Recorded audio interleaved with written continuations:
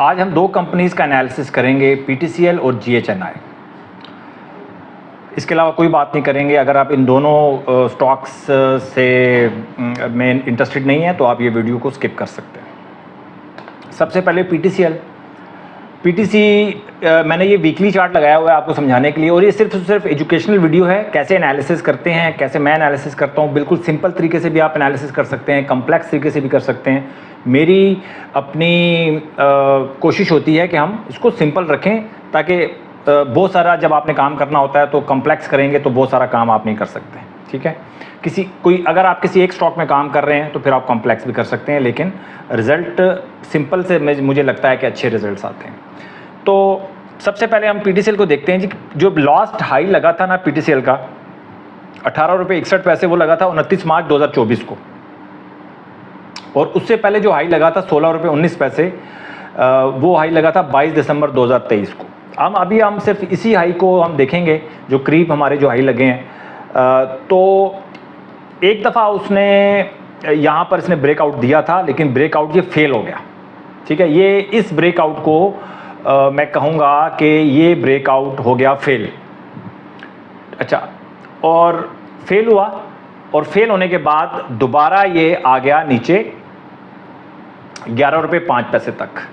ठीक है, अब ये जो आपकी रेजिस्टेंस है, ये ब्रेकआउट दोबारा इसने आज समझ लें कि इसने इस वीक में दोबारा ये ब्रेकआउट दे दिया, और ये काफ़ी दिनों के बाद अब आप देख लें कि 5 अप्रैल, मई, जून, जुलाई, अगस्त, सितंबर, अक्टूबर, 6 मंथ के बाद ये दोबारा ब्रेकआउट दे रहा है। तो टाइम भी इसने अच्छा खासा कंज्यूम कर लिया है, जो कि टेक्निकली बहुत पॉजिटिव बात है, बहुत पॉजिटिव बात है। वॉल्यूम भी आप देखें, वॉल्यूम भी बहुत अच्छे हैं, वॉल्यूम इंक्रीजिंग वॉल्यूम है, वॉल्यूम भी बढ़ रहे हैं, आरएसआई भी बहुत अच्छा है, हर चीज़ सपोर्ट कर रही है। इस दफ़ा इसको पहले भी सपोर्ट कर रही थी, ऐसा नहीं है कि पहले सपोर्ट नहीं कर रही थी, पहले भी हर चीज़ सपोर्ट कर रही थी। ज़्यादा बेहतर अंदाज में इसने काम किया था, बट जो वो ब्रेकआउट था, ये वाला जो ब्रेकआउट था, ये इसका फेल हो गया था। इस दफ़ा ये ब्रेकआउट फेल होता है या पास होता है, ये वक्त बताएगा, कोई नहीं बता सकता। तो सबसे पहले अब हम इसी चीज़ को हम देखते हैं डेली चार्ट के ऊपर। ठीक है, अब डेली चार्ट पे जब आप जाते हैं तो डेली चार्ट पे आप देख सकते हैं, डेली चार्ट पे आप देखें अगर इसको, तो आज इसने आप समझ लें कि कल इसने लगाया, कल ये इसने इस लेवल को इसने क्रॉस किया था, और आज भी क्रॉस किया है, लेकिन आज ये थोड़ा सा नीचे आ गया। तो ये जो चैनल है, इस चैनल को आपने याद रखना है। 16.20 रुपये प्राइस है, और आज हाई लगा है 16.50 रुपये, कल हाई लगा था 16.60, और अभी का जो रेट चल रहा है 15.60 रुपये चल रहा है। तो 16.20 रुपये इसका बड़ा क्रूशियल इसका एक लेवल है, और पीटीसीएल अगर 16.20 रुपये क्रॉस करता है और ये 16.20 रुपये से ऊपर रहता है, तो इस दफ़ा हो सकता है कि कुछ बहुत कोई 40-50% की मूव आ सकती है। लेकिन 16.20 रुपये ऊपर इसका रहना एक अच्छे तरीके से, हैंडसम तरीके से अगर ये ऊपर रहता है तो फिर ये जा सकता है ऊपर। ठीक है जी, इसके बाद उम्मीद है थोड़ा सा आपको कुछ समझ में आया होगा कि हम इसको एनालिसिस कैसे करते हैं। अच्छा, एक और भी चीज़ मैं इसके अंदर आपको मैं बता देता हूँ। पीटीसीएल के अंदर पीटीसी काफ़ी दिनों से आप देख रहे हैं कि 50 की मूविंग एवरेज और 200 की मूविंग एवरेज से ऊपर काम कर रहा है। थोड़ा सा इसके अंदर फिर मुझे वही लगता है, प्रॉब्लम मुझे लग रहा है कि 50 की मूविंग एवरेज ऊपर होनी चाहिए और 200 की मूविंग एवरेज नीचे होनी चाहिए, जिसकी वजह से आगे जाके डिस्टर्ब कर रहा है। यहाँ पे आके अगर ये प्रॉपर जा रहा होता ना, 50 की मूविंग एवरेज ऊपर होती और 200 की मूविंग एवरेज नीचे होती, तो इतना ज़्यादा यहाँ पर जो आपको वोलेटाइल नज़र आ रहा है, इतना वोलेटाइल नज़र ना आता। बहरहाल एक अच्छे लेवल के ऊपर है। 16.20 रुपये अगर ये इस दफ़ा ये क्रॉस करता है तो मुझे उम्मीद है कि ये एक अच्छी मूव बना सकता है। ये टेक्निकली मैं बात कर रहा हूँ, इसमें फंडामेंटल का कोई जिक्र नहीं है, किसी न्यूज़ का कोई जिक्र नहीं है। ठीक है, इसके बाद मैं चलता हूँ जीएचएनआई के ऊपर मैंने एक लाइन ड्रॉ की है जो कि सपोर्ट एंड रेजिस्टेंस को रिफ्लेक्ट करती है। ठीक है, इसके अंदर अगर आप देखेंगे कि मैंने क्यों लाइन लगाई है, आप इस लाइन को आप देखें पीछे जाके, तो एक ये लेवल था, एक ये लेवल है और एक ये लेवल है। ठीक है, इसका पहले हाई था, एक मिनट,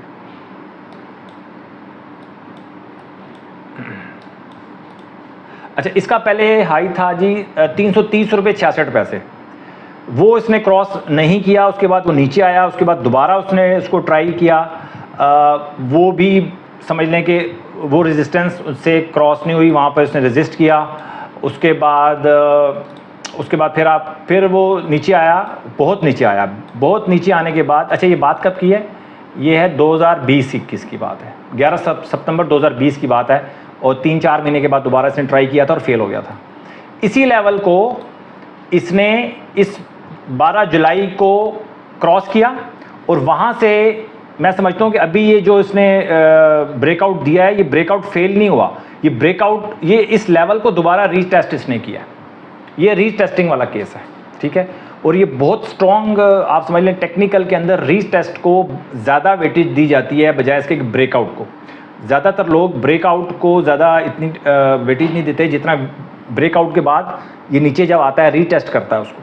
तो इसने रीटेस्ट किया और अच्छे खासे तरीके से इसने रीटेस्ट किया, और दोबारा इसने वो अपना जर्नी जो है ऊपर की तरफ स्टार्ट कर दिया। और आज तो इसने बड़ी अच्छी बहुत अच्छी इसने बनाई है, कैंडल बनाई है, और आप देख सकते हैं कि ये देखें, ये आपकी जो 45 की मूविंग एवरेज ऊपर है, 200 की मूविंग एवरेज है। इसको मैं कहता हूँ कि ये परफेक्ट आप समझ लें कि सेटअप है कि 45 या 50 की मूविंग एवरेज ऊपर है, और नीचे आपको 200 की मूविंग नज़र आ रही है, ऊपर मार्केट ट्रेड कर रही है सारी की सारी, और RSI भी बहुत अच्छा चल रहा है, वॉल्यूम भी कदरे बेहतर है, ठीक है। अब वॉल्यूम भी आप समझ लें कि ये देखें, ये जब मार्केट नीचे आई तो वॉल्यूम नीचे थे, और अब ये थोड़ा सा ऊपर जा रहे हैं, वॉल्यूम भी अच्छे हैं, सब कुछ मुझे इसके अंदर अच्छा लग रहा है। और अगर हम इसको देखें, अगर मैं